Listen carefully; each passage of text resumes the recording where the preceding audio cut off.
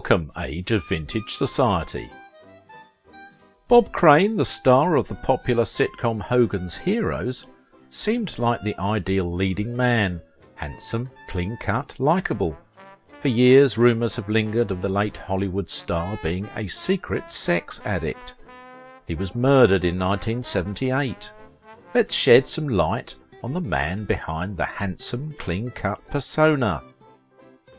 How did Bob Crane's secret hobby end fatally? Make sure to watch the video until the end and leave your thoughts in the comments. If you are new here, join our wonderful community by subscribing to the Age of Vintage channel. Bob Crane, Hogan's anti-hero. The tragic unsolved murder of Hogan's Heroes star Bob Crane. Have you ever seen a New Yorker's map of the United States? It consists of New York, New Jersey, desert and California. Strangely, it's a tunnel vision approach that's not far removed from the way people view the late Bob Crane, star of 1965 to 1971's Hogan's Heroes. As far as they're concerned, his life has been reduced to that classic TV sitcom from the 1960s, his unsolved 1978 murder and the scandal that followed it. The death of Hogan's Heroes star Bob Crane has been one of Hollywood's biggest unsolved mysteries for almost 40 years and counting. Bob Crane starred on the hit 1960s sitcom Hogan's Heroes, which ran in prime time from 1965 to 1971. The show was set in a World War II prisoner of war camp in Germany. Bob Crane played Colonel Robert Hogan, a crafty POW leader who constantly outwitted his bumbling German guards. Colonel Hogan and his men had the ability to escape, but remained captive in German POW camp Stalag 13, in an effort to advance the American cause. In short, Colonel Hogan and his men made fools of the German officers who were in charge of them. It was a strange premise for a sitcom, but American viewers suspended their disbelief and the show was a hit. Bob Crane's private life and ultimately 1978 death were another matter. The nation had a hard time reconciling the jovial TV personality with debauchery and murder. Before pursuing an acting career, Bob was a prominent radio personality, first in New York, then in Connecticut, and finally Los Angeles, where he hosted the #1 rated morning show. There was much more to Bob Crane. He was also a musician, a radio host and a disc jockey. Prior to the series Hogan's Heroes, he had been seen on the Donna Reed Show and the Dick Van Dyke Show. His celebrity acquaintances including Johnny Carson, Marilyn Monroe, Frank Sinatra and Bob Hope most definitely didn't hurt his image. Crane appeared on popular shows including The Twilight Zone and Alfred Hitchcock Presents. After Hogan's Heroes was cancelled, Crane appeared in a couple of Disney productions and dabbled in some other projects. He was a working actor, but never again became the sort of ubiquitous celebrity he'd been while the show was on the air. Robert Edward Bob Crane was born on July 13, 1928 in Waterbury, Connecticut, and was raised in Stamford. He was one of the most popular kids in school. Son of Alfred Thomas and Rosemary Crane, he had an older brother, Alfred John. He was of Irish and Russian descent and was raised in a traditional Roman Catholic household. His passion for music developed during his junior high school days. He began playing drums at the age of 11, and while he was in junior high school, he organised local drum and bugle parades with his neighbourhood friends. He was, in fact, inspired to play the drums by watching Gene Krupa at an event. From that time on, he was never without his drumsticks. He played drums throughout his life. While in school, he used to enthrall his classmates with the antics of a clown. He was very fond of jazz and big band, and the drum was a particular favourite. He was a member of his school marching and jazz band and appeared regularly for the school orchestra as a drummer. Connecticut and Norwalk Symphony Orchestra had their youth orchestra program, where Crane contributed as a drummer. Upon completion of his high school graduation, Crane began his professional career first as a watch mechanic. He also worked as a sales clerk in a jewellery emporium store around this time. From 1948 to 50 he was in the Connecticut Army National Guard and was honourably discharged after 2 years. In 1950, Bob Crane began his broadcasting career at WLEA, a radio station broadcasting a talk radio format, in Hornell, New York. Next he moved to WBIS, a radio station licensed to serve Bristol, Connecticut, and then to WICC, a commercial AM radio station in Bridgeport, Connecticut. The leading radio station network of America, CBS, had fierce competition with WICC in respect of ratings. To maintain their air supremacy, CBS offered Bob Crane a lucrative job in their Boston affiliate, WEEI, the victim of the rating war.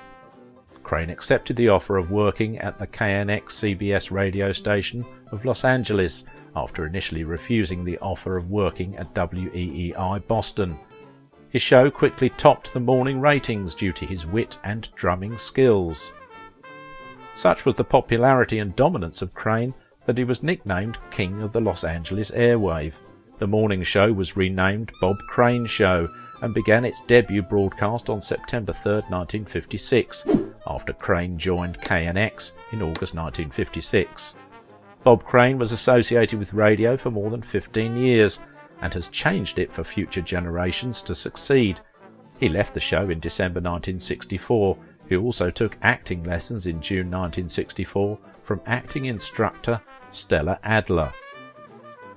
Bob Crane was offered the role of Colonel Robert E. Hogan in Hogan's Heroes in 1965. The theme song of the show, consisting of a characteristic military-style drum rhythm, was played by Crane himself. Hogan's Heroes was a long-running hit. 6 years is a decent run for a TV series, and it was extremely popular in syndication thereafter. He shot to fame as Colonel Robert E. Hogan of the TV sitcom Hogan's Heroes, a role that earned him 2 Emmy nominations. Crane was no doubt talented. He was also a kinky lover. He was known as a womanizer and exploited his celebrity status for his own sensual pleasures. For Crane there was more to it than just picking up women for sexual conquests. He was compelled to film these adventures. Crane had a close friend, John Henry Carpenter, who worked for Sony Electronics, who assisted him with his recording equipment needs. He enjoyed revisiting his sexual experiences. Still today, it is unclear which of his sexual partners, if any, knew they were being filmed. After Hogan's Heroes ended, Crane's career graph started declining. Crane had found himself typecast and had a hard time finding steady work, so he began doing theatre. However, he returned to television with The Bob Crane Show on NBC, which was cancelled after 13 weeks due to poor ratings. So he returned to the theatre again. On June 28, 1978, Crane had been bar hopping with a friend, John Carpenter. Carpenter and Crane had become friendly during the Heroes run. Carpenter was a video salesman, and he and Crane had a lot in common. One of Bob's favourite pastimes was to frequent topless bars and strip clubs in search of potential conquests. Not a fussy eater, he was also having an affair with actress Cynthia Lynn, who played Colonel Klink's secretary. Later he had an affair with actress Patty Olsen, eventually leaving his wife of 21 years for her. He was in the process of divorcing Patty at the time of his death. In 1978, Bob Crane was living in Scottsdale, Arizona, while involved in an acting engagement. When he didn't show for a business meeting, a concerned co-star went to his apartment. She discovered Crane's dead body, with an electrical cord wrapped around his neck. Despite the cord being wrapped around his neck, it was determined that he had been bludgeoned to death. It was never confirmed, but the object that was used to kill Bob Crane was thought to be a camera tripod. The door was unlocked. Inside she discovered Crane in bed, wearing only boxer shorts, murdered. Someone had entered the apartment during the night and had crushed Crane's skull. His face was so badly beaten he was unrecognisable. After killing Crane, the killer had tied an electric cord around his neck. Occupants in the neighbouring apartments had heard nothing. Police would later remark, it was a well-planned murder. Crane was a light sleeper and there was no forced entry, so it was assumed that Crane knew the killer. There was also a bottle of scotch on the table, and Crane never touched scotch. The police immediately centred the investigation on Carpenter. He was one of the last people to see Crane alive. The main suspect was the friend and Sony executive who was possibly thought to have had homosexual interests in Crane. Crane reportedly attempted to end the friendship and relationship with Carpenter just prior to his death. It couldn't be disputed, however, that the killer may have been a jealous husband or boyfriend of one of Crane's partners, while the murder still remains officially unsolved.